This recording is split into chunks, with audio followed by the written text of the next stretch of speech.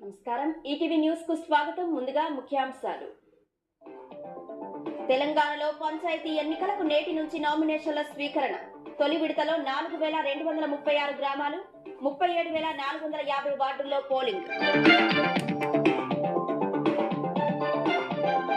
Telangana rising global summit కు ప్రధానిని ఆహ్వానిస్తామన్న రేవంత్.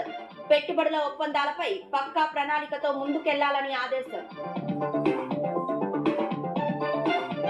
పరిస్థితులకు అనుగుణంగా పోలీసు శాఖ పనితీరులో మార్పు రావాలన్న సీఎం. నేరాల కట్టడికి నైపుణ్యాలు మెరుగుపరుచుకోవాలని సూచన. కృష్ణా జలాల్లో ఏపీ హక్కులను వదులుకోబోమన్న చంద్రబాబు. ట్రిబ్యునల్ ముందు బలమైన వాదనలు వినిపించాలని అధికారులకు దిశానిర్దేశం. రాజధాని రైతుల సమస్యలకు అత్యంత ప్రాధాన్యం ఇవ్వాలన్న సీఎం. సాంకేతిక ఇబ్బందులను వెంటనే పరిష్కరించాలని ఆదేశం. విశాఖలో 400 ఎకరాల్లో రిలయన్స్ డేటా సెంటర్. 98,000 కోట్ల పెట్టుబడి. 2030 నాటికి అందుబాటులోకి తేనున్న సంస్థ. హాంకాంగ్ లోని అపార్ట్మెంట్ అగ్ని ప్రమాదంలో 44కు చేరిన మృతుల సంఖ్య.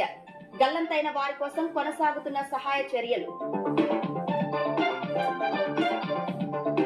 అమెరికాలో మరోసారి గర్జించిన తుపాకీ.